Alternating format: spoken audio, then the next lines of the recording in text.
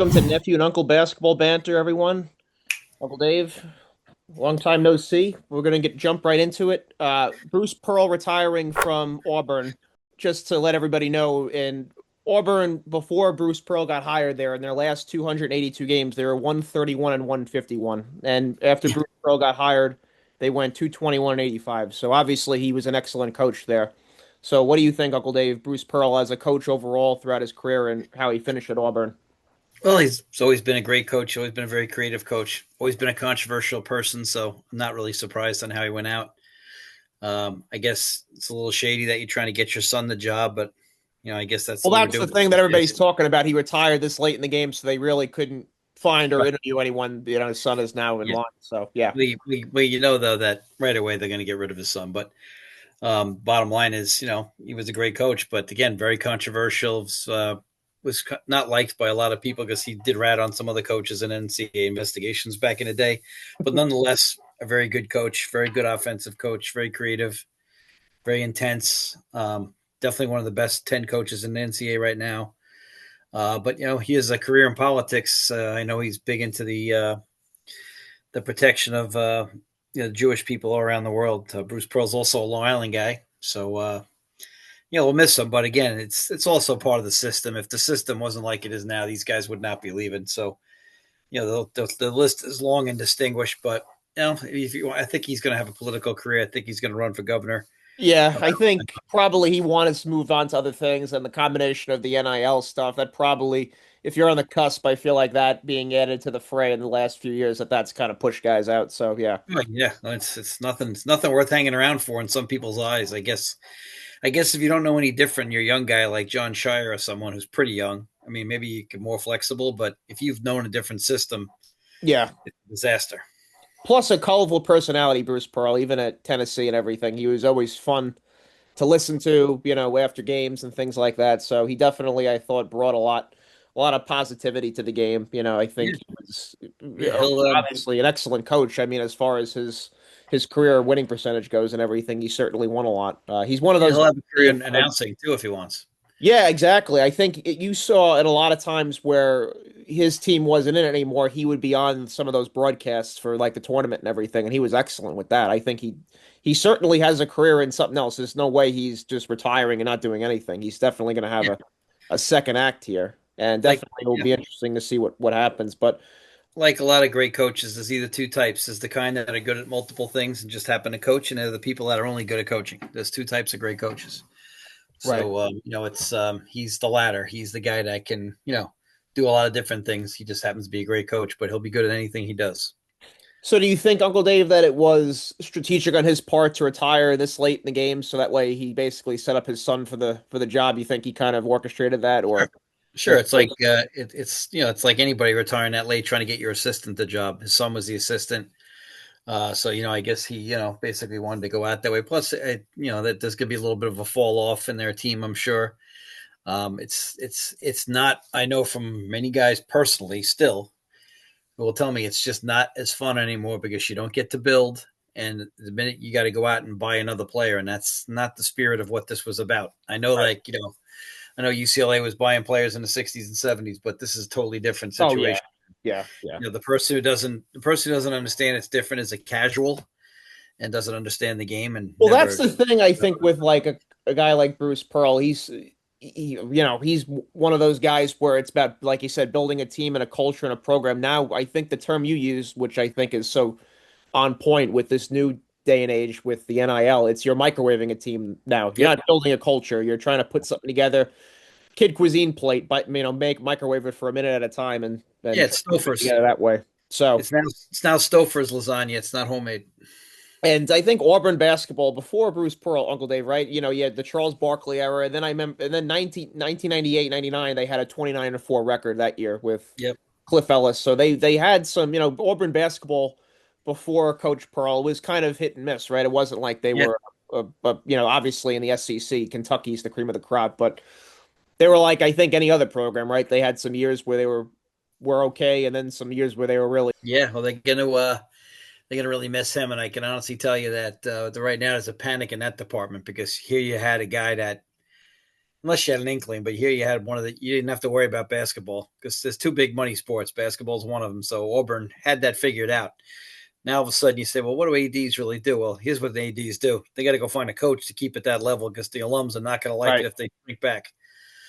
Well, So how they're many in. people when Bob Knight was in Indiana, they thought, all right, post Bob Knight, this is kind of going to continue, and it's not at all. It's been No, so if it no, can happen to Indiana basketball, Auburn can go into the abyss and just be completely forgotten about and not see a tournament in 20 years. I mean, it could go that way. You know that. especially in that league. That league Right. is a coach. It's a coach killing league. Florida and Kentucky in your conference, right? Like you said, it's the fact that he won as much as he did, Coach Pearl. It's a real testament to him. I mean, to be able to compete with those programs. So, Coach killing league.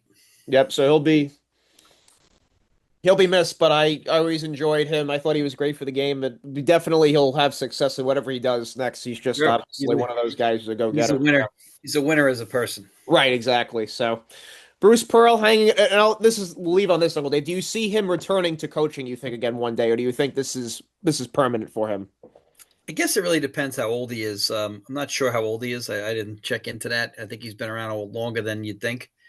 But if he's in his mid 60s to late 60s, I don't see it. But then again, maybe he gets bored. But 65. yeah, I don't see him coming back at Right, 65. right, right. I mean, TV will just pay him an obscene amount of money, and he'll get to do it just as much as he wants. He'll be like Rex Ryan on there. He'll say whatever he wants. Right. He's never a boring interview. I wish a guy like this would get involved in the NCAA and try to fix what's broken. I wish they could take a guy like him, a Tony Bennett, a Mike Krzyzewski, a person like that, and Roy Williams, and try to get some try to fix some of these things. But I think he'd be great for that because he's obviously not as young as like a Coach Shire, but he's younger than guys like, Coach K and Roy Williams. yeah, So to have a guy from that demographic and age gap too, I think it really can help too with, like you said, yeah, because you have to get this under control with the yeah. NIL and Because the his son, yeah, his son could be a great coach, but it's not Bruce Pearl. right, right. So we'll see what happens. Obviously, with Auburn basketball, this happening to them, it'll be interesting to see if is there a drop off at all, or do they kind of hang on to what they've been the last 10 years or so with him. We'll move on, Uncle Dave, to our next topic here with Doris Burke being removed from the NBA Finals play-by-play. And I know you talked about it. Like I said, very prolific this show can be at times with some of your calls there. I remember you talking about how you thought she was just awful in the NBA playoffs this year. Yes, And she was. and Tim Legler is going to replace her. And I think Tim Legler, I think he is a great He basketball is. mind. He really is. He's like, I think, going to be the next kind of, not that you can replace Hubie Brown, but he has that ability, though, to break down basketball at a high level. He does. Yeah. And, looking at the comments and everything online, and it basically mirrored what you said, that Doris Burke, it just was just very, very, very partisan with some of these teams and players here. And Oh God, yeah. when you have as many eyeballs on you as you do when you have a finals or the NBA playoffs. I know that she was kind of popular in basketball culture She was before. good. I like her everywhere else, but she wasn't good this year. Right, but you have, let's be honest, you have some games where, she has a Saturday game during the regular season. It's not the same as when you're calling a finals where the No. eyes are on you all the time and everybody's hanging on every word you're saying. So, is this shocking to you? What do you think of this? Obviously, like you said, you kind of had an inkling that this was a problem, and you know how it is today. The NBA would have loved to have a great basketball mind like her that's a woman on there. Let's be honest, that's gonna check some boxes there for you. But to obviously move her off of that now, that means that there must have been some serious problems with her being on there. Yeah, I'm surprised they got rid of her. Did replace her with a woman. I don't know. Maybe Cheryl Miller's not interested, but Cheryl Miller is excellent. Maybe Cheryl's not interested in the NBA game. I don't know. But Doris, I thought she even she took a little bit of a spree into college this last couple of years and was pretty good at it. Right. And I've usually loved Doris, but this finals there was just something off. I know it's totally like we say all the time. It's totally different watching one game and then having 7 games. Exactly. Yep. So maybe she just got the same old. Maybe she got boring in her 7 games. I mean, Yeah, she knows her she hoop. didn't have a different card to play. Maybe it's just kind of redundant, right? And plus, um, I hate to say it, but they age you out a little bit. I mean, Doris has been around a while. Sometimes they like to age you out. There's nothing when you get older that favors you. So My first thought when this got announced is the NBA, I thought totally had it on the money when you had Jeff Van Gundy and Mark Jackson and Mike Breen. I thought that was an incredible trio sure, right there. I think that they were absolutely fantastic. I thought the kind of witty banter and the joking around you had between Van Gundy and Jackson, I thought was great. And Mike Breen's just going to be good with whoever you put him with. But I'm like, wow, that would NBA might do anything to have those two back. But Well, obviously, it's going to be different. But also, they looked at the ratings. The ratings weren't good, but the ratings weren't good not because of Doris Burke. The ratings yeah, weren't good because it's I love this NBA Finals. It was the ratings weren't good because it's OKC and Indiana, and again, it's basketball with superstars is not regional. But with, even though obviously Shea is a stud, but he's still not the kind of personality that is like Curry or LeBron and draws people to the table. I love Shea, but but like I don't know. It's just different. I don't think the ratings were because of her, but you know how this is an overreaction society, right. and you'll blame somebody, and Legs will do a great job. He is very good Yeah, at it. he's great. Yeah. Plus, it's an easy move. He already works for them. It's probably something that it was in the works, and who knows? Maybe she.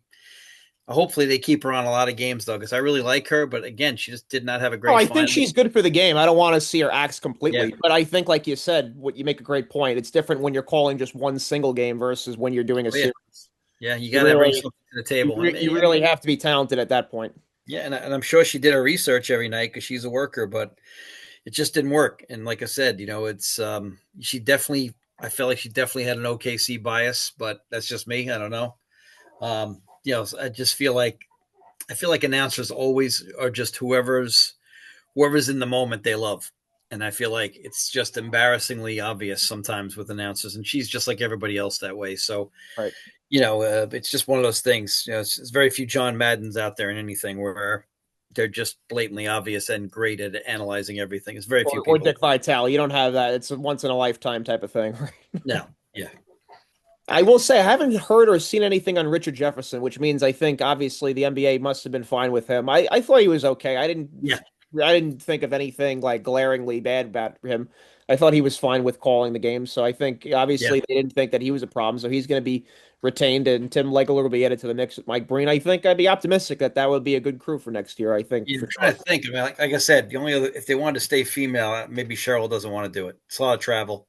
Cheryl But was also a great courtside commentator. She was the one doing the timeouts and everything. So it's different when you're doing that versus a play-by-play type of person. yeah, she's awesome. I love Cheryl, and obviously, Joy Taylor's available.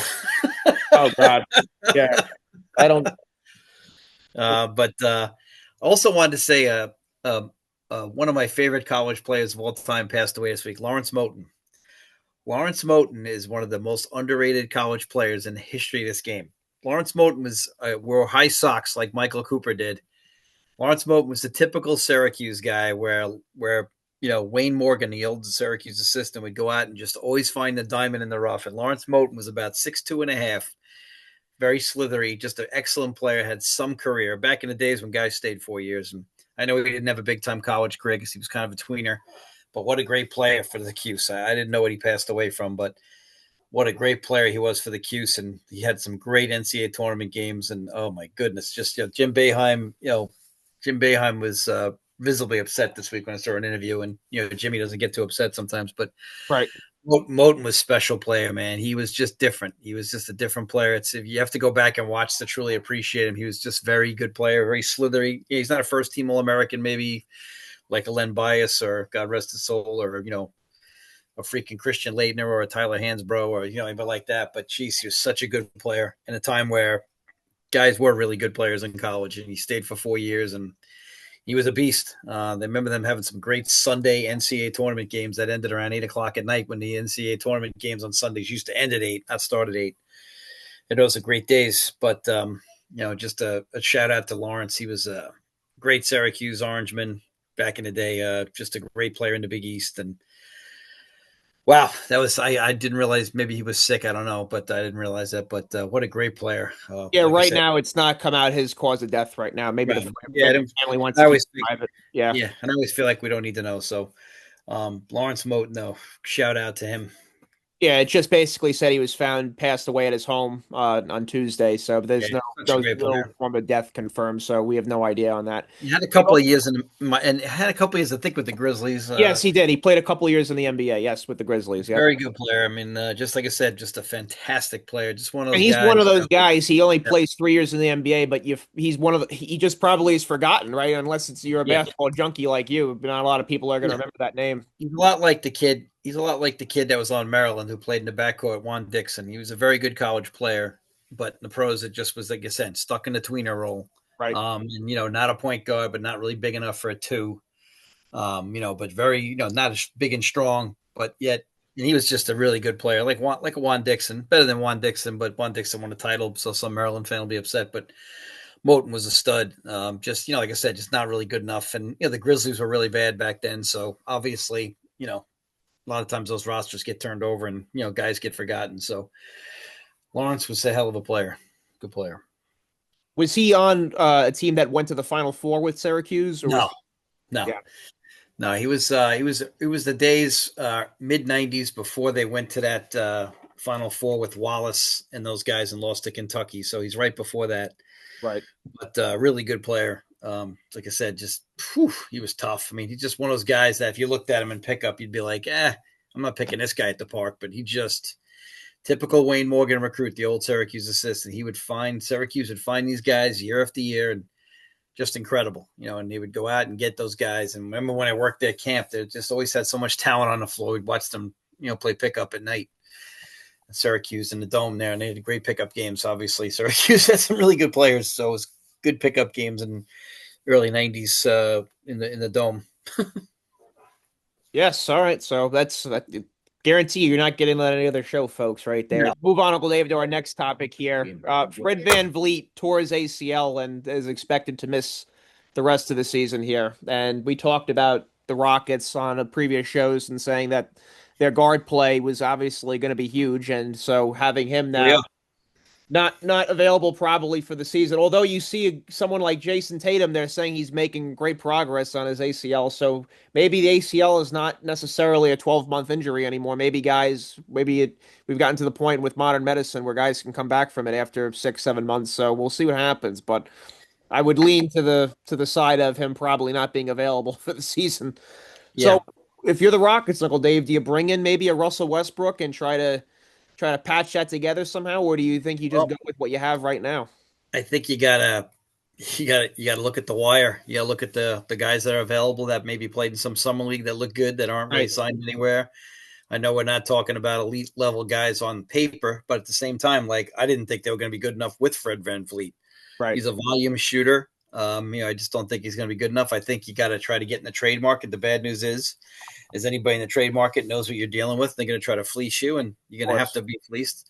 Westbrook would be a good fit. I mean, that's why I'm surprised they didn't go try to get a Kaminga. I know Kaminga's not really a guard, but yet you could have used another perimeter guy.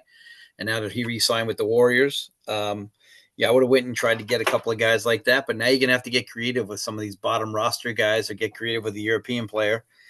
If you're doing your homework in Europe, which everybody is, or even Asia these days. I mean, there's a ton of players, but you're gonna have to be creative. Russell Westbrook never hurts. He always plays hard. I can't believe he's still available. If I was the Rockets, the Nuggets, I would have redone that. But there's got to be some players out there available. He's going to have to look at that summer league roster. Maybe, like I said, look at some of the pro leagues in Greece and China and Spain and see what you can come up with. Because right now you got KD, and KD's ceiling is about done. So you got like another year or two. That team can do it for now. And this is another rental for KD. And I feel bad for KD in this respect, because he went there obviously because he sees a pathway. But with that backcourt, that's not going to happen. I mean, you Yeah, they got to don't have even have another point guard listed on the roster here. So no, unless you're asking for Amen Thompson to switch to point, that's what you're going to probably have to do here if the season yeah, started today. But like you said, you might want to see, can you get someone's backup at a good price? Or I would say this. This is something that came to mind too. A guy who was a proven guy who was really good. Maybe try like getting a Ricky Rubio out of retirement. Say, hey, yeah, Ricky, you want to come play for a year with this team? I mean, I think that could be attractive. Or Jose Calderon. Try to see if you can get a guy sure, who was a productive player who recently retired to try to play point guard for this team. I yeah, think that would be a yeah. good move. The good news too is it's not really a point guard driven league anymore. They have a lot of different guys bring up the ball. I mean, they're great point guards in the league, but it's not the traditional sense that we grew up with. So a lot of people initiate the offense, and everything is pick and roll and ISO. So I guess you could hide it. I would say that in close games you're going to miss it. But I think, there's regular season basketball, and I think postseason basketball in the NBA is about as different than regular season as it gets. So I think you can hide that a lot, but at some point you're going to need that, like in a 7-game series when they're breaking you down on tape every day. You're going to need somebody to play that point. And that's where, you're really going to need somebody. And like I said, you got to ask yourself before you look at the waiver wire in Europe and Asia, you got to ask yourself, what do I want out of this position? Do I want defense first? I think you need a little offense with this group. I think there's plenty of rim protection defense there. I think you need some offense. So you're going to have to get someone who can run a team for you. But again, it's not really a point guard driven respective offense these days. So I guess it's a little bit better for them in that situation, but you still need someone to be able to trust with the rock. So we'll have to see. It's going to be fascinating. But that's where one of the Jones brothers would have been perfect, but they're both already taken.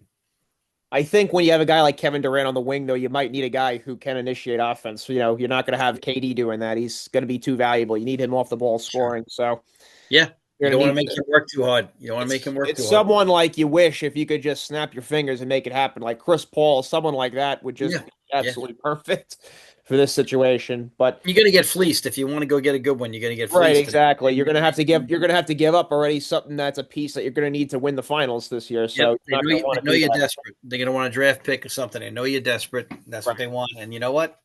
These teams are smart. They're not stupid. They're going to. Of course, yeah. I got to get something in return too. You want the player and the asset, like you said. You might have to kind of mortgage a little bit of your future with draft picks. Maybe do that, but makes sense.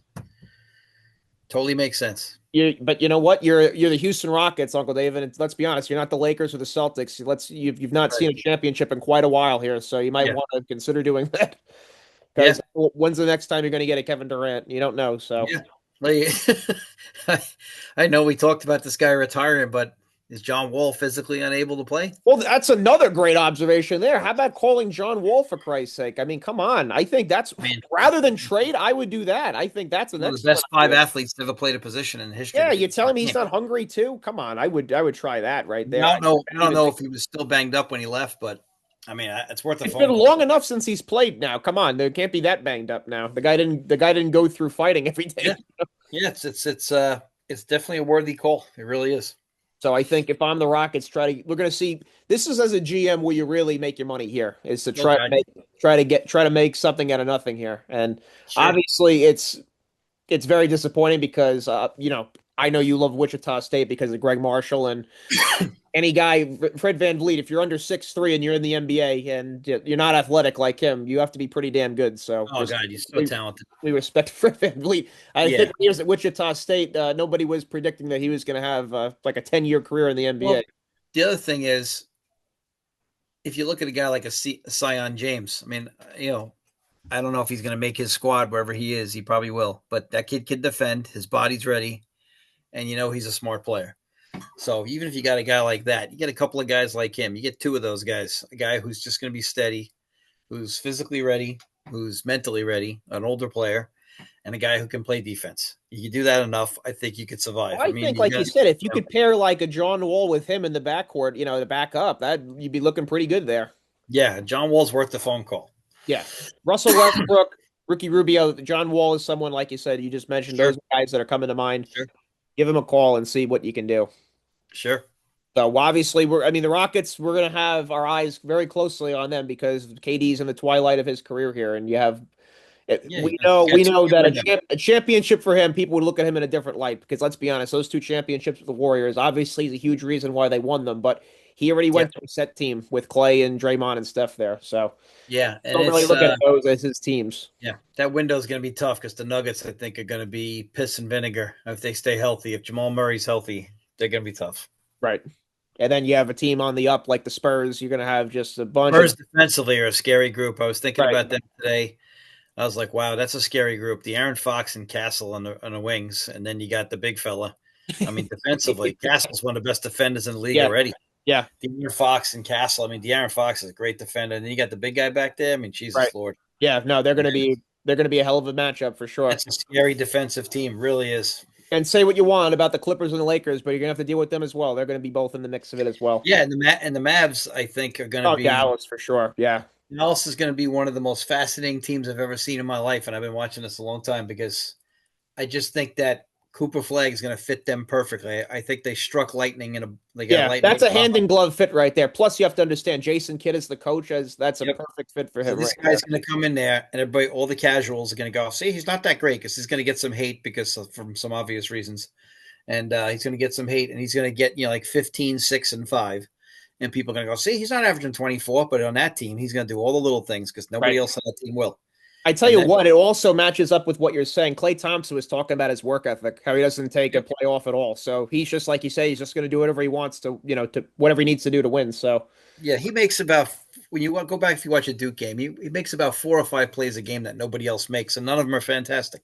Right. They're all plays that, like, he'll anticipate a pass to the wing and get a piece of it. And you say, what's the big deal? Well, nobody else is getting that pass. And plus, the amount of size in that freaking team is insane. Yeah, the length, him and AD, they put their hands up. How are you getting near the rim? And then Derek Lively is just right, Derek Lively and freaking the other guy with, oh my God, they're so long. I mean, the Washington, I mean, Jesus Lord. Yeah, it's a talented group right there. That is a group. AD, I want to see, but AD's got to show me something this year. This is a guy. It's a big year for him, yes. I'm tired of waiting around now. Right. I'm tired of, I want to see this man play 80 games. Right.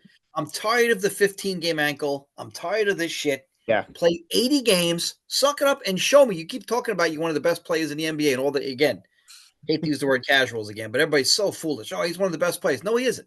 He's got to earn it. Can he be? Yeah, but I want to see it now. Right. It's you got Kyrie and Klay on the team as well. Yeah, this is your team now, AD, because Kyrie's sitting out for a while. This is your team. Klay's old. This kid's a rookie. Do it. Or because D Lively's behind him, like, go do it now. Yeah, so you have no excuse right now, right? No, go do it now. You got the great coach. You got everything you need. So go do it. It needs to be put together. I agree with you. Yep. Well, we just mentioned the Lakers, Uncle Dave. Gonna bring up now. JJ Redick just got an extension, and obviously, I didn't know. I don't know what to exactly make of that move. We've seen guys get extensions before and they get axed, so it doesn't necessarily mean that they love him long term. No. But obviously, it's not going to be a year-to-year basis here. As long as LeBron is on this team, I think he will be the coach. What is your thoughts on the Lakers giving JJ Redick an extension? They gave him the extension so they can say that he's not a lame duck. So the media doesn't talk about they don't have the questions, right? Yes. They can lie to the players because until the coach's salary is tied to the salary cap, it'll never matter. And it's not. Right. So the bottom line is you get credibility with the players because now they can't say, well, why should I listen to this guy? He has no contract after this year. That's the only reason they did it. The Lakers got more money than 2 Catholic churches. Bottom line is it doesn't matter. The Lakers got so much money. It doesn't matter. Jeannie Buss and the kids. Yes. So much money. So it doesn't matter. This is just I've never seen a guy coach a worst playoff series in my life last year. And this is the guy who disrespects the older players in the league. This is the guy who talks about coaching like it's not that hard. This guy was fucking pathetic last year. Not having a sub the whole second half has never been done. That was rough. Yeah, shows you how stupid he is. Yeah. And again, he's a Duke guy, but I tell you, there's two Duke players I never liked. He's one of them, and Kyrie Irving's the other. I can't stand either of them. And the problem with him doing that is that you then burn out your guys. You don't have any legs then for the next game, so you sacrificed everything there. And everybody's talking about, well, Luka's in shape. I want to see it when he plays defense. Right. And by the way, did you see who had the worst defensive rating in the NBA in year 24, 25 was LeBron James. So here we are. It's horrendous. Him and Luka, I don't care what Luka's doing. Luka's going to start drinking beer again, and that's the bottom line. They can't guard anybody. And again, them and the Warriors will be cute. They'll win 50 to 55 to 60 games. And in the playoffs, this is not going to work. Right. Warriors are too tiny still, even though they got Al Horford. It's not the big you needed. You needed a guy who's going to get your rebound. Al's going to pop out and shoot a jump shot. Right. And here you are. So you got them and the Lakers. They're going to win their 55 to 60, 50 to 60 games. Everybody's going to get all crazy. And then the playoffs, they're going to get their ass handed to them. Right. Not going to work. Yeah. But I think as an X and O's guy, also he got questioned by the media. He kind of showed he could be a little thin-skinned with some of those answers there. Yeah, well, welcome. Well, all the crap. It's funny thing about him is he's like the Chuck Schumer of the coaches. This guy. I mean, he's a guy like this guy criticized everybody for crap that he made up just to get clicks on his show, and now he's getting it back and he's Right, bitching. exactly. Yeah, I yeah. mean, what a wuss bag. I got another word for him, but we won't say it here. But he's just a disgrace, So disgrace, we'll see an what happens. arrogant disgrace, which is worse. It's one And thing to then suck. and then to It's handle, I don't fucking know how arrogant. they're going to handle the Bronny James situation too. Oh, It just seems like there's just going to be a circus with them it again. is a circus. He's a 6'1.5" shooting guard that can't shoot All right, he's got a bad heart on top of that. and a Yeah. bad heart. So yeah, that's the guy I'm looking for in the draft. So the Lakers, obviously, it doesn't even matter if they're looking to have eyeballs on them. They get them just because of the Lakers. So, Yeah, but it's going to be very interesting to see how he is as a coach, because I thought he did have some good moments. I'm not going to say, sure. but it's just, it seems like he added kind of fuel to the fire when he could have not have. Well, And he also added the hatred of the Lakers to grow because he's such an asshole. right, I mean, he added to the hatred of the Lakers, and I can't imagine saying that when I rooted for Magic Johnson all those years that I can't stand the Lakers anymore, but I can. right. That franchise is everything that they never used to be, and so it's just disgusting. So it's just he just added fuel to the fire. It's like they're probably the most hated team in the NBA. It's not even close, Oh yeah, yeah. and they do it, and you have to hate it because LeBron.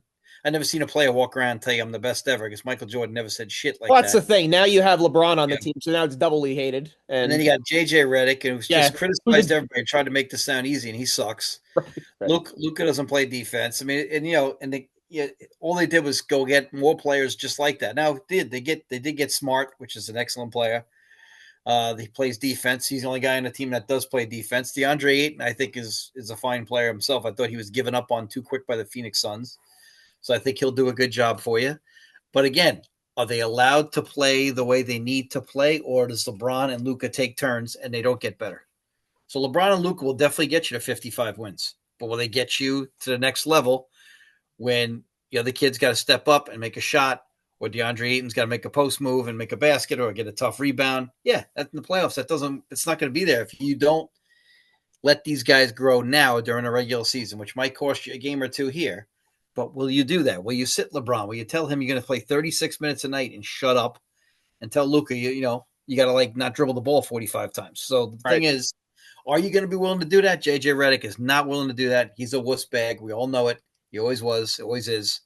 And the bottom line is, it's not going to happen. You're going to get your 50 to 60 wins, and you're going to crap right out in the playoffs. You're going to be in the 3-6 series, and you're going to get your ass handed to you when you get a team that really plays defense. They get another matchup with a team that plays D, they're going home.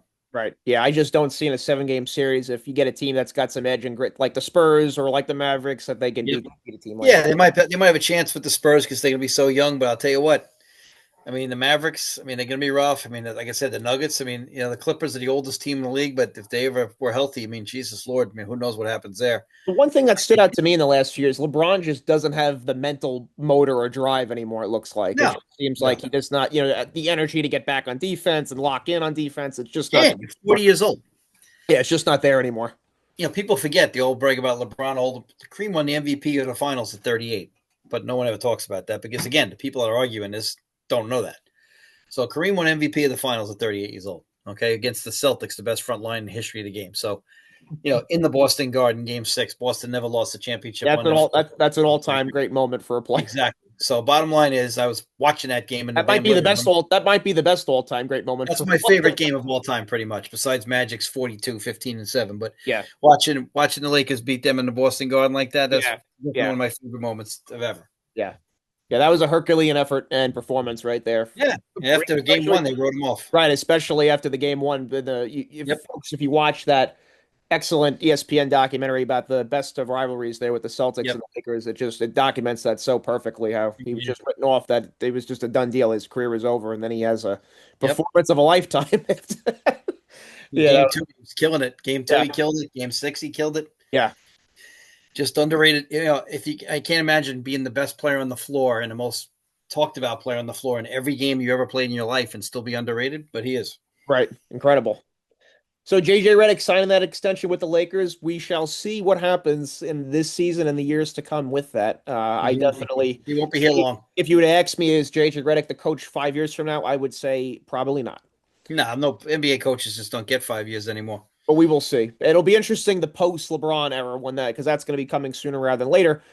what kind of a coach he is then, because then you have Luka Doncic exclusively with the ball, and we'll see what happens with that. But obviously, I expect the Lakers to be a playoff team this next Oh, year. sure. They're About gonna that, get 50. They're gonna get 50 to 60 wins if they're healthy. yep, yep. So we shall see what happens with that. We'll jump to our next topic, Uncle Dave. And I got to be honest, I'm not even a 76ers fan, but this made my eyes roll and just say, you know what? Maybe it's time, besides obviously your young players, to just move on from these guys.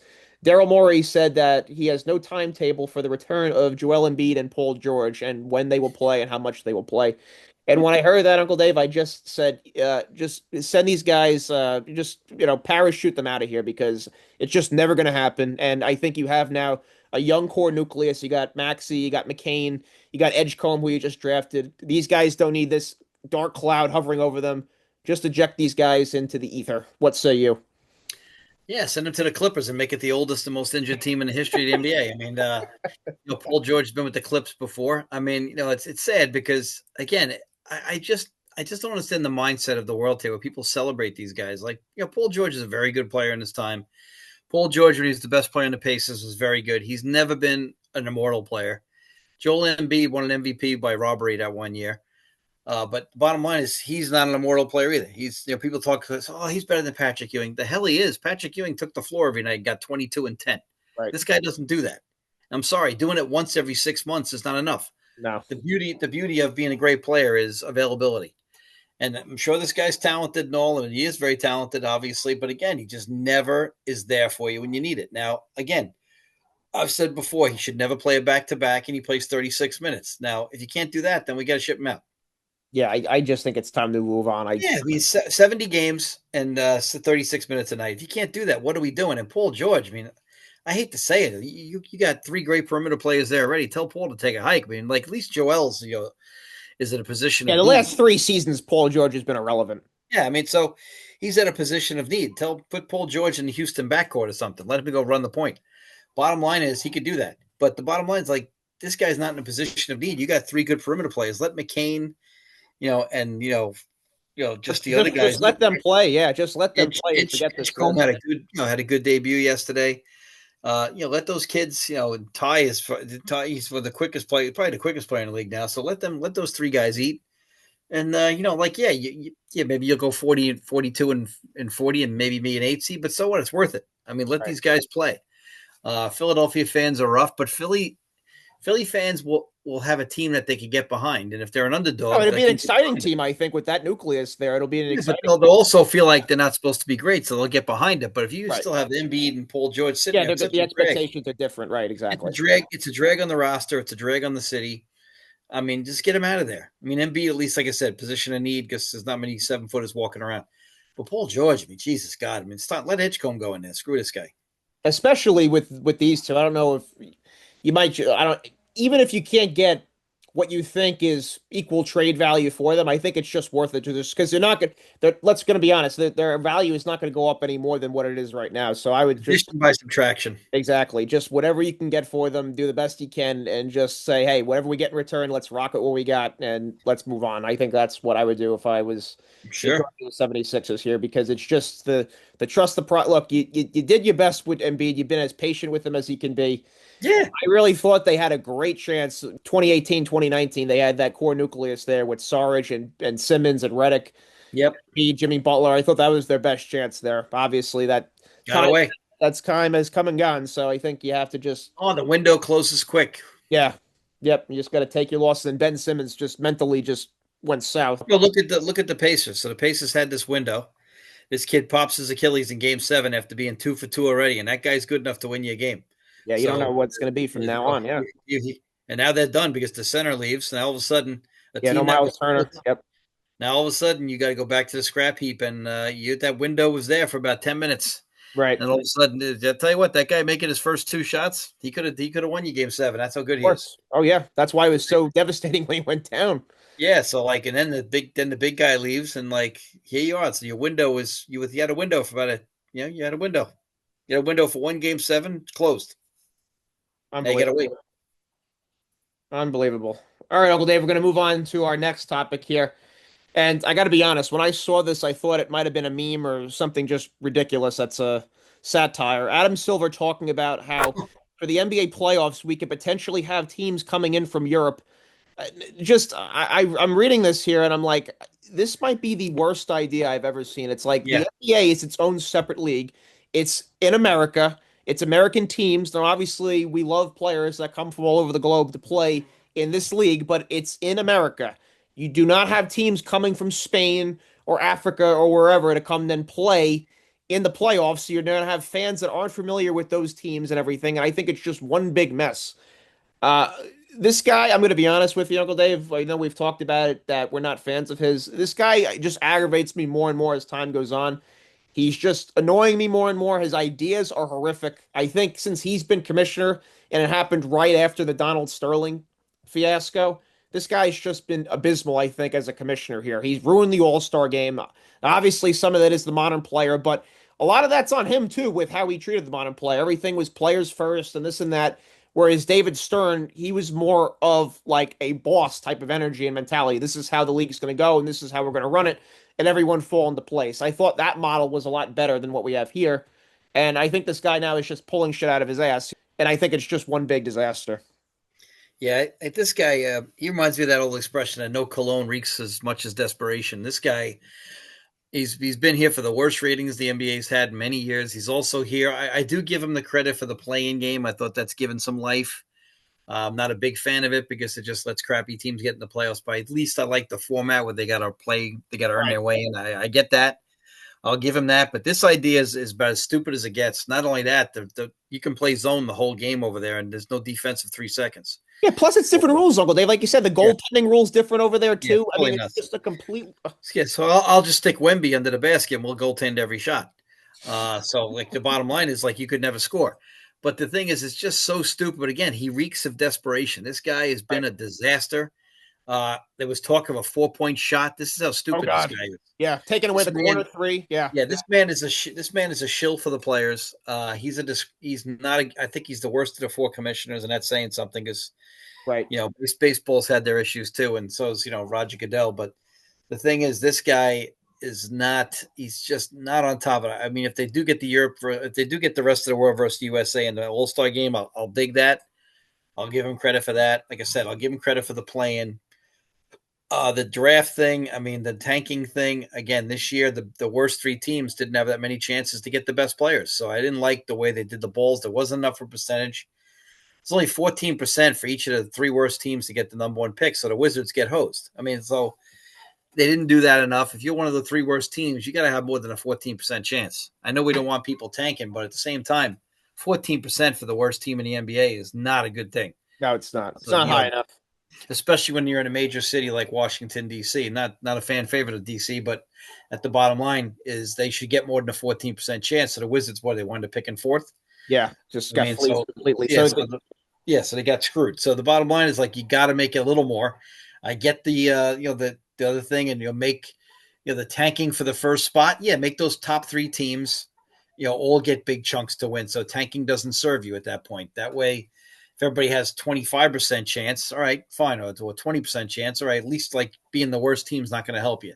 Yeah, the bottom 3 I would give, like you said, an equal percentage, but you got to have something though that is better than 14% for them. Right, yeah. Because 14% is just not enough. Do I want to give them too much? No, but 14, come on, dude, that's horrendous.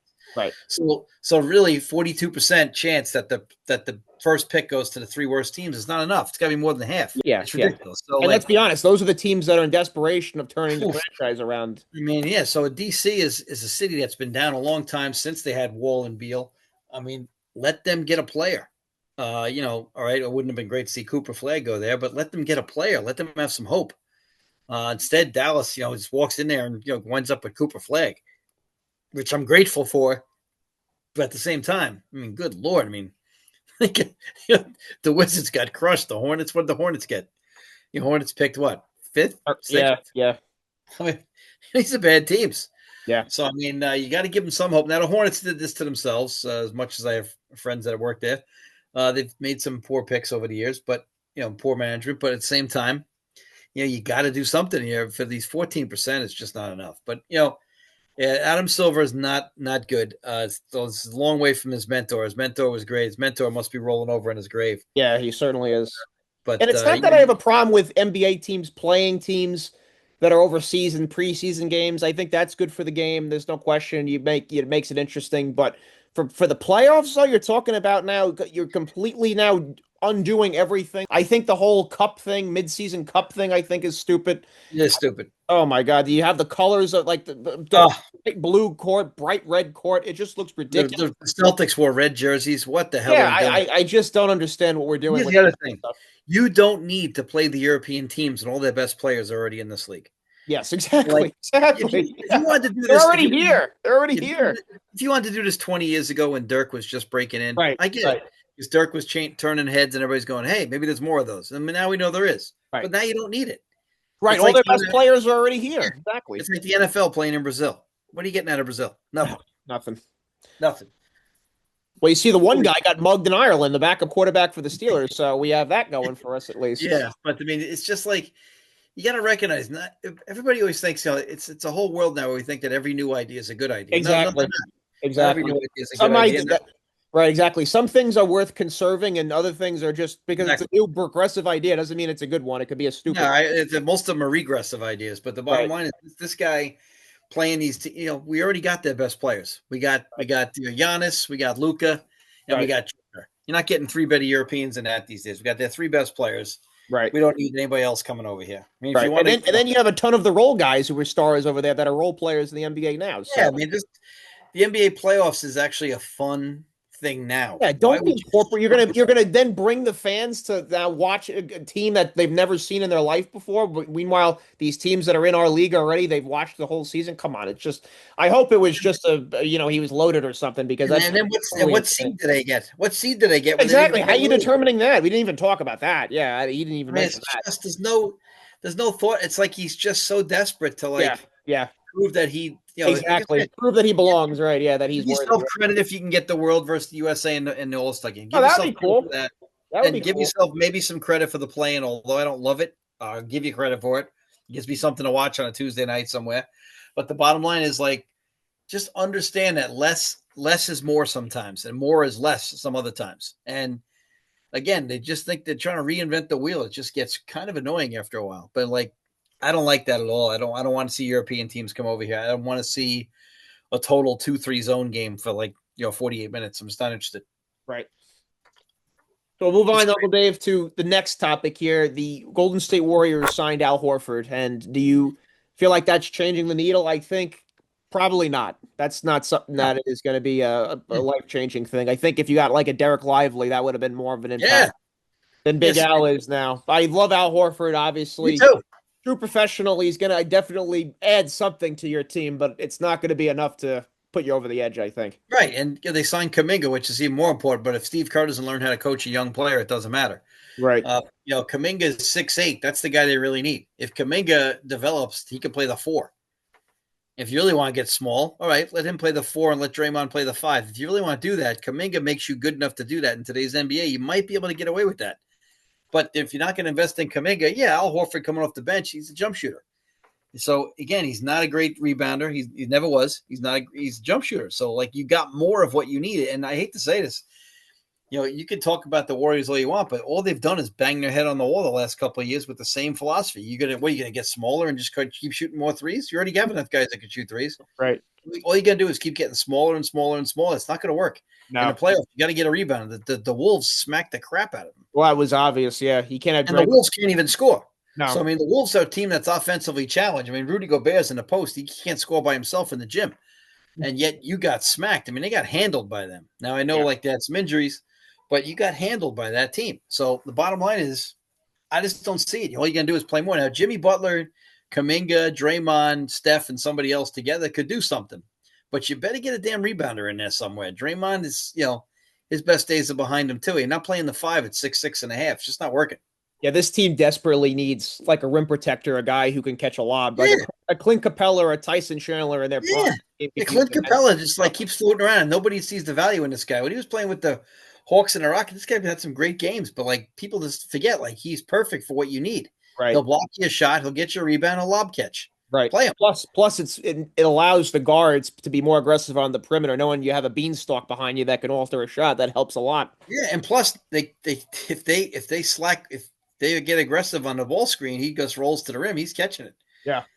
I don't get it, but at the same time, like it's just foolish. I really think it's foolish. But if you're going to keep signing the same guy, you're banging your head on the wall. And again, I heard someone finally have some guts today on NBA radio. Scalabrini was like, "Hey, listen, this guy calls up and he's blowing Steve Kerr." And Scalabrini's like, "Listen, they went 39-5 when Luke Walton was in there. All right, so Right. let's go easy on the Steve Kerr crap." So it's always amazing when people talk about this. Like, the Jimmies and the Joes are just as important as the X's and the O's. And the bottom line is this guy's never developed a young player. The kid from Memphis. I mean, that kid just walked out of there. Weisman. I mean, like, all right, you might be he's a nutcase, but that kid was a 7-foot kid who can play a little bit. Right.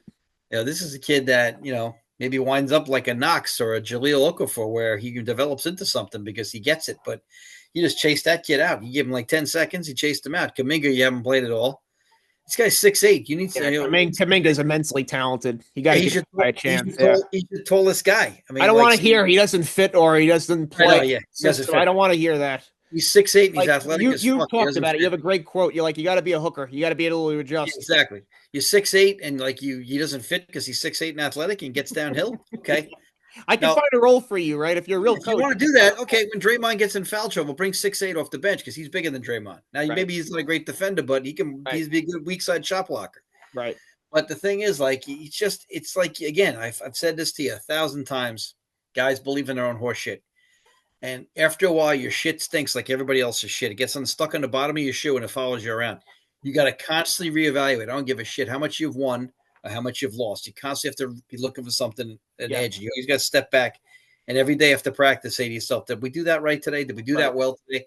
And if you're not beating yourself up every day, you know when you're passionate about it. But at the same time, like, you always got to ask yourself, did we do this good enough? Did we do that good enough? Right. He's a guy, I get the opinion, he never does that because I think he just thinks he's wonderful. But at the same time, like, Kaminga, you got nothing out of this guy. You got nothing. Moody didn't play enough. I mean, Poole, you let that guy get chased out of you because Draymond's a freaking psychopath. You lost a good player there, but now he's not doing well either. All right, you had to move on from Clay. Looney, you didn't play enough last year either. All of a sudden, Looney's like not a good enough center. Looney's a good player. So all of a sudden, like, you just, I don't know. It's like you saw what you had and you only knew one way to coach. And so, like, all you did was just get another guy who can shoot. So you signed Seth Curry. What the hell is Seth Curry going to do for the Warriors? Yeah, there you go. That's another signing that they have there. Yeah. And you tell me he's better than Jimmer Fredette? Come on, bro. Yeah. If his brother ain't Steph, he ain't in the league. Can't guard me. Yep. Jimmer Fredette actually was a player, but you know what? It's just the same old crap with the Warriors. It's like, again, they're going to win 50 to 60 games. Steph's going to run around and do his helicopter and, have his mouthpiece out of his mouth and all this other crap. And it's fun. It's fun to watch. But I'll tell you what, at the end of the day, unless they do something with that big front line, get bigger at the end of the deadline, they ain't going anywhere. It's gonna like be you said, the front line, they gotta shore that up if they want any chance of making. Yeah, you're not going anywhere. You can go play the Rockets all you want, but you're not beating the Rockets. Even though the Rockets have no guards, like, you're just going to rim catch and lob catch. Who's covering KD? If they ran into the Rockets, is Draymond's covering KD? No, he's not. We just got done talking about them. Dallas, you got Flagg, Lively, and Davis on the front line there. There's no way you're competing with that. Dallas's big thing's going to be everybody's going to back off and let them shoot. But at the same time, like, you're not stopping KD in Houston. Who's like Draymond can't cover him. No. So I mean, like, Kaminga at least is 6'8", give him some minutes. But like, this is a time where, man, like, they had obviously they were overloaded at that time, but when you had David Lee and you had David West and you had Barbosa, you just had so many guys to go to. So many pros. Yeah, you Livingston, Iggy. Yeah, Iguodala, you're very thin now. Azili, you just could use a guy like that or two right now. Bogut. Yeah. I mean, like, don't have that. But like, and the other thing about Bogut was you could use them off the high post cut. And again, their offense, there's no throwing the ball in the post. Plus, Andrew Bogut, a guy who was a little bit dirty, had good hands, good feet. You need a guy like that. Even to initiate, you need to throw the ball in there just to change the angle of the defense. Yep. It makes the defense adjust, right? They have to adjust to the ball. If you throw it in there, everyone's got to take notice, correct? And Draymond, throw it to Draymond. If you don't want to get anybody else, throw it to Draymond. But everything is the same stuff. And yeah, it looks great. And you can say, well, they've won, 4 titles. But yeah, but that team is long gone. That team is not here anymore. No. And the Celtics were like babies back then. And, they were down in that series. They were fortunate to win that series. But the bottom line is that that team is gone. I mean, if you want to celebrate 2022, God bless you. But Right. last time I checked, in June it's going to be 2026 NBA Finals, and so in this league, if whatever Steph, he said he's got like another good maybe 2 or 3 years left. You got to, if you want to do something. I like the Butler move, but you got to get some size now. You can bang your head on the wall and you can ignore the problem all you want. It's like the national debt. It's never going away until you go get some freaking guys who can rebound the ball, play some defense, and handle a big on the other team's box. And if you're not going to do it, it's not going to happen for you. Right. Well But said. nobody wants to talk about it. Nope, certainly.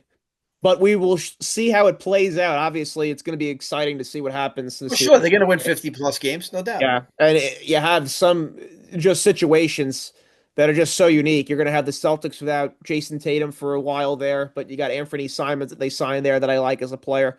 Indiana, obviously, with no Halliburton there and no Miles Turner, they're going to look extremely different. I mean, that's two huge losses for them. Mm-hmm. But then you have teams that are on the up and coming, I think, like the Cavaliers and the Magic. I think that they're going to be extremely fun to watch. Magic is going to be tough. Yeah, Detroit Pistons. I mean, in the Magic, they get Suggs back and they added Desmond Baines. So Jesus, I mean, I think they're going to be an absolute monster. I think in the East for sure.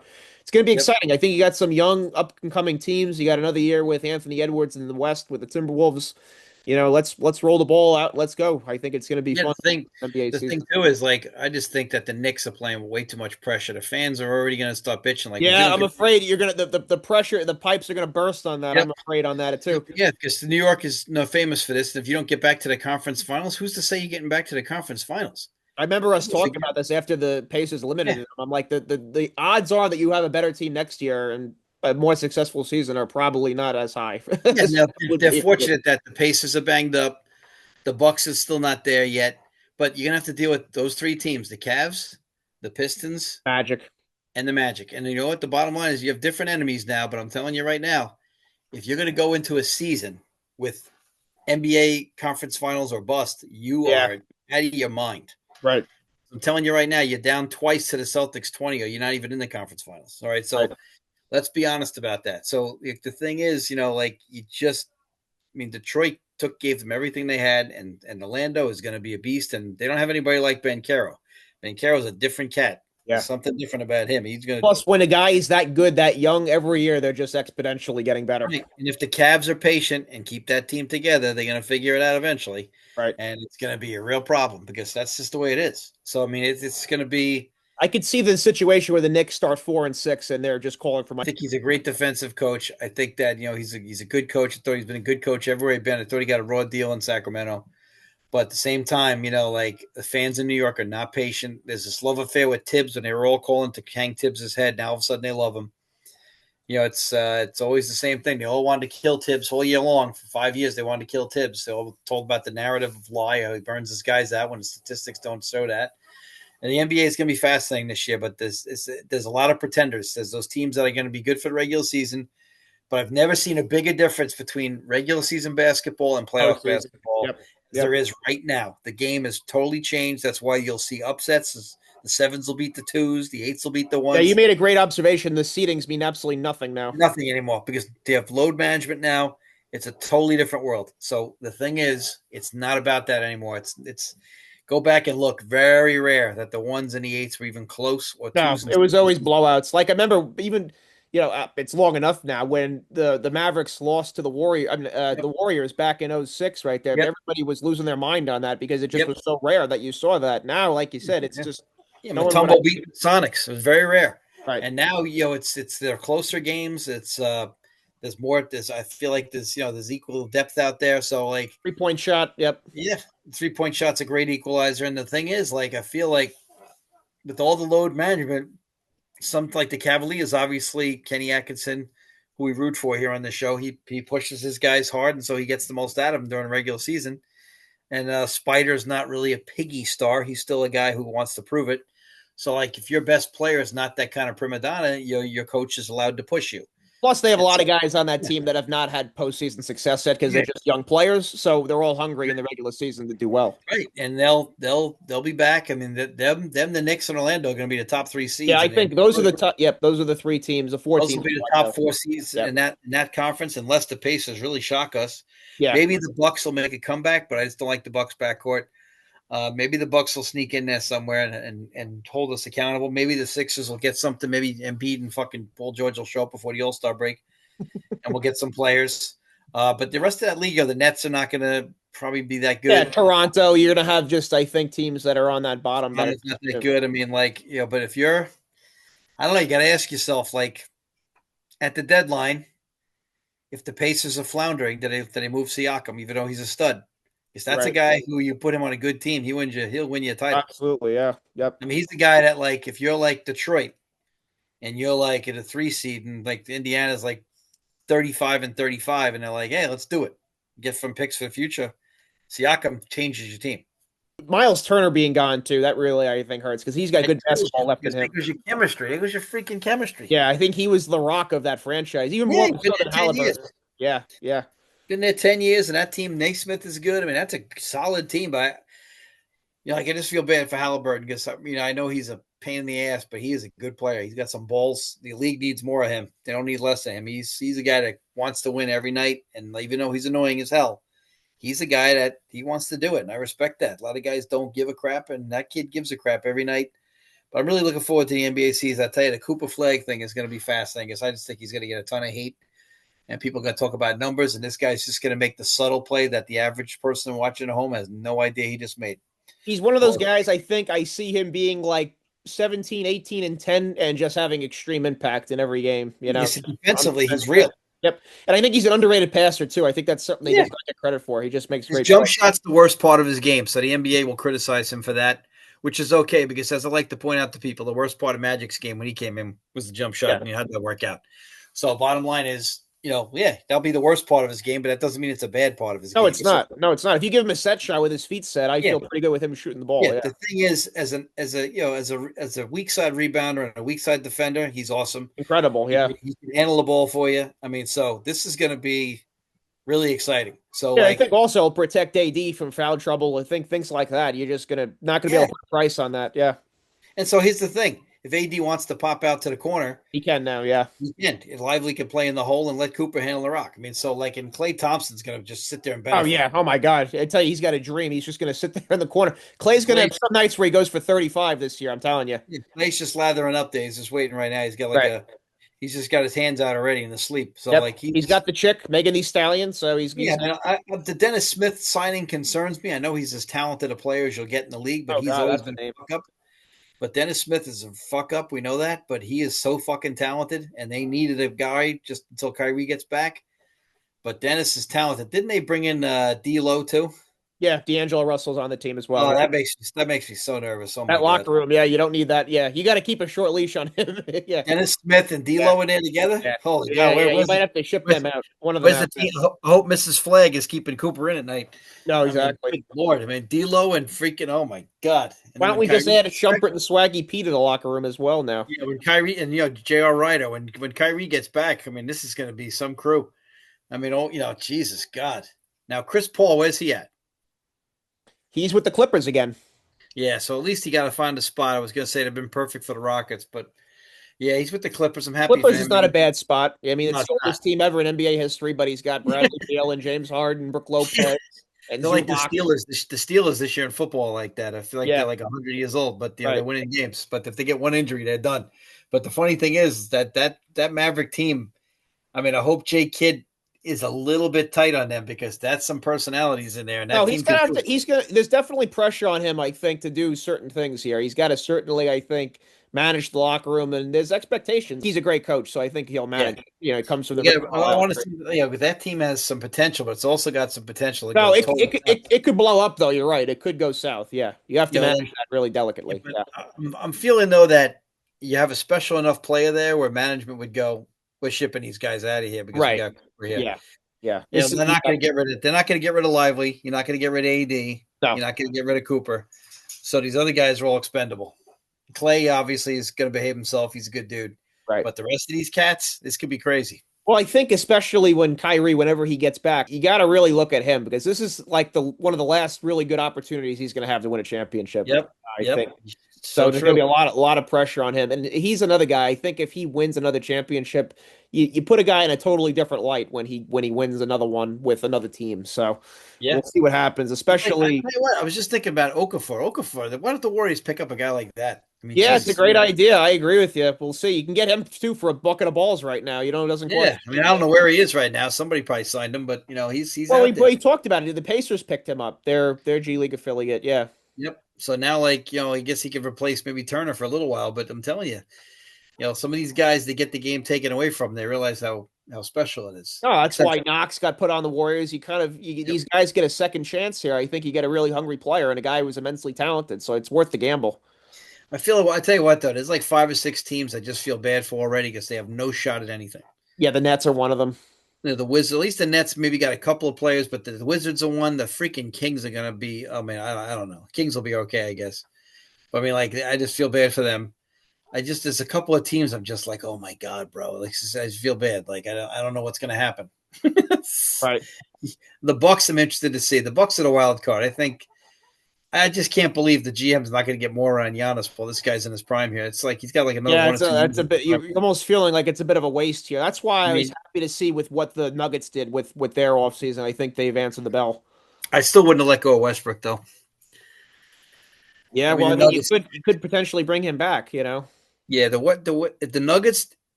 We'll know all about the Nuggets We'll see if Coach has any balls. When he sells Joker, I you're not thought playing. David Adelman. I thought he did a not bad job. So Yeah, obviously they're running it back with but him. he has to tell Joker, I don't give a fuck who you are. You're not playing 40 minutes every night. I No, don't care. I You're not think doing it. Joker's the type that would understand that, though. I don't think he made You it up will sit once. out. You will sit out about 5 minutes each half, or 10 Yeah. minutes each half, I and that's think you fine. have to. It has to be addressed like the days of trying to win an MVP. We're not doing that. We don't care about And any he of can that. still win an MVP. He's still the best player. Right. Last year, he actually had a couple of games in the playoffs where he didn't shoot well. First time he ever broke down a little bit. So, like, tell him Right. playing 38 to 40 minutes a night. You tell me the rest you want and what time of the game, but we're playing you 40 minutes a night. Not even. You're playing 38 minutes a night. You tell me the 5 in each half that you're sitting out. You can tell me, but I'm telling you right now, I'm not giving on that. You can fire me right now. I get the guaranteed money. I'll see you later. I'll go have $5 million. I'll go home and drink coffee. I We've don't give a talked shit. about it. The best job in sports, fired professional sports coach. Absolutely. And if I'm Mike Brown, I tell Jalen Brunson, you got to give up the ball, dude. Can't be dribbling the ball 95 seconds. You got to make the ball move. There's enough talent on that Plus, team. you need those role guys. You need those guys sharp going into the postseason. That's what it's mainly about: keeping Joker and Murray healthy and having the rest of those guys Yeah, I healthy. mean, they need to be fresh. Yeah, Bro, and Chris Brown's going to get better, and Brown's going to get better and better. So like he's getting better. I mean, you made the every good year he's pickup. got better. Yeah, Made the good pickup with Porter, whether you're getting rid of Porter for the other dude. So I mean, like you're going to be in good shape. You just gotta have some discipline with these guys. That's why I would say to Embiid, 36 minutes a night, dude. No back to backs. Shut up, play, or else get out. I Gotta agree. call me in. Paul George, same thing. Don't want to hear from you, dude. 36 minutes, no back to backs. Don't want to hear from you. If you can't do it, you gotta go to the car wash. Because these guys, it's bullshit. These contracts these guys are getting, oh my god, it's disgusting. Be $100 million player soon. Another 5 years, be $100 million player.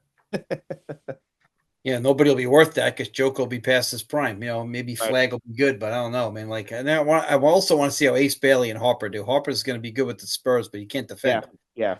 But I want to see how Ace Bailey does. With Utah, yeah, that'll be interesting. Utah finished strong. And they got Kevin Love. Yeah, well, they also got our boy from Duke there, Filipowski, had a great end of the year. Flipper, yeah, He had a good end of the year. yeah. He also had a great summer league too. Plus, Uncle Dave, the Pistons added Duncan Robinson, so they got another shooter there. The Yep, Malik yep, Beasley situation, maybe they could rub that taint off of them. yeah, yeah. I tell you, there's some players out there. I'll tell you, it's going to be interesting. I tell you, those top 4 seeds in the East are going to be obvious. I just think that the top seeds in the West, besides the Nuggets, are going to be frauds. Then we got college basketball starting in about 3 weeks. Oh man, college basketball, they've been practicing like 7,000 hours a day. So I'm ready for that. I'm ready for all my ACC and my Big East, and I'm ready for all that stuff. I'm so excited for that. That starts like November 3rd is the first set of games. There's also scrimmages this year that these teams are allowed to play scrimmages again. They've changed that rule so many times over the years since I was coaching. But yeah, they have scrimmages now. So like Virginia's playing Villanova for a scrimmage. Good But yeah, stuff. it's It's gonna be so exciting. There's gonna be, I would say, there's probably about 10 to 15 teams that just on paper right now that I'm looking at that could win it this year. I'm sure that number will shrink, but I've been doing so much. Having a lot of fun doing some homework in the off season, and that's 10 or 15 teams that I see that could definitely do it on paper now. And like I said, that number's going to shrink. Yeah, it's going to be some interesting things. Obviously, we talked about it. What's Auburn going to look like without Bruce Pearl? Coach Cal at Arkansas, his second year, is going to be some interesting stories and headlines for sure. So and the thing that makes it so interesting too is the lack of patience of the world. So like, and Rick's, next year at St. John's here, these fans are going to go nuts. So like, no matter how good they are during the regular season, they're going to go, got to get past the second game of the tournament. You just know that that's the phrase. So you're setting yourself up for failure, because I've always said to people, if you go back and look at the best seeds in the tournament, traditionally the ones and the twos in the second round, that's the gauntlet. No doubt. The second round, you get that 9-2 game or that 9-1 game. Like you said, a lot of great teams go home in that second round there. The second round's the best games every year. Yeah. That Sunday night, there's always 5 games that just you sitting there going, oh my God, this game's great. Yes. And there's one team that you think would go to the Final Four that's usually out of it. Yeah. That's where Coach Crean and all his Indiana teams kept getting knocked out with Zeller and Oladipo and all these other guys. Oh yeah. They all checked out in those months. Those are great teams, but they never made it past that weekend. Terrible. All right, folks, we shall wrap it up there. That's everything right there we have for now. And exciting stuff, like we said. So we'll keep up to date on those things and future stories that develop here when it comes to the NBA and the basketball world in general. So yeah, live long and prosper. May the force be with you.